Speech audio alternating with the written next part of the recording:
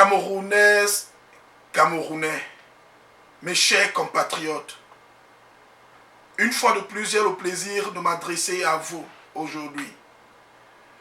Mais d'entrée de jeu, je voudrais qu'une chose soit claire. Mon message d'aujourd'hui ne s'adresse pas aux inconditionnels du régime dictatorial de Paul Biya. Mon message d'aujourd'hui ne s'adresse pas à ceux-là qui croient célébrer le langage cartésien du président de la République quand il s'adresse à la face du monde et en représentant le Cameroun dans un cadre formel. Oui, c'est vrai, un président, il peut utiliser un langage qu'il veut, mais la bonne séance veut que quand on est dans un cadre formel, que nous soyons vraiment structurés dans notre façon de parler. Mais le président de la République, face à une question aussi importante, il a décidé de jouer au dilatoire. Et je suis très étonné qu'il y en a plusieurs qui célèbrent ce genre de comportement. Ce n'est pas à vous que je m'adresse aujourd'hui. Mais par contre, je m'adresse à des millions de Camerounais qui veulent avoir une vie meilleure que celle qu'ils vivent aujourd'hui. Je m'adresse à tous ces parents qui se lèvent chaque matin aujourd'hui, demain et après-demain, mais n'arrivent pas à joindre les deux bouts, n'arrivent pas à mettre de la nourriture sur la table pour leurs enfants. Je m'adresse à tous ces époux qui ont perdu leur valeur parce qu'ils n'arrivent pas à prendre soin de leurs épouses et de leurs enfants. Juste parce que les conditions de vie au Cameroun sont devenues très dures sous le régime dictatorial de Paul Biya. Je m'adresse à tous ces élèves qui vont à l'école, à tous ces universitaires qui vont à la conquête du savoir, mais ont peur d'une chose, parce qu'ils ne savent pas quoi faire après avoir acquis ce savoir.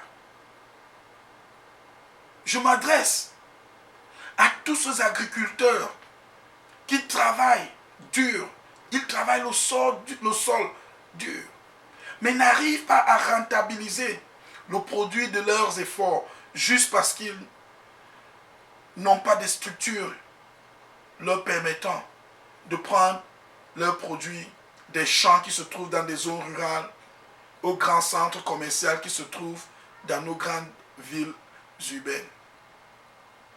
C'est à eux que je m'adresse, que nous devons unir tous nos efforts, nous lever comme un seul homme pour militer, pour que le système dictatorial au Cameroun change. Je parle bien d'un système, je ne parle pas d'un homme. Parce que si Paul Biya meurt aujourd'hui, rien ne changera. Nous n'avons rien contre l'homme Biya, mais nous combattons un système qui dure au Cameroun, un système qui perdure depuis les indépendances. C'est ce système que nous combattons, un système dont Biya est l'héritier.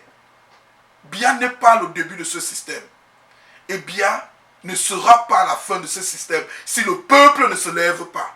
Si nous restons endormis, après Biya, il y aura un autre qui va continuer avec le système. Donc ce n'est pas un combat contre des personnes, mais c'est un combat contre le système. Parce qu'une chose est sûre, le système que nous avons en ce moment est un système injuste.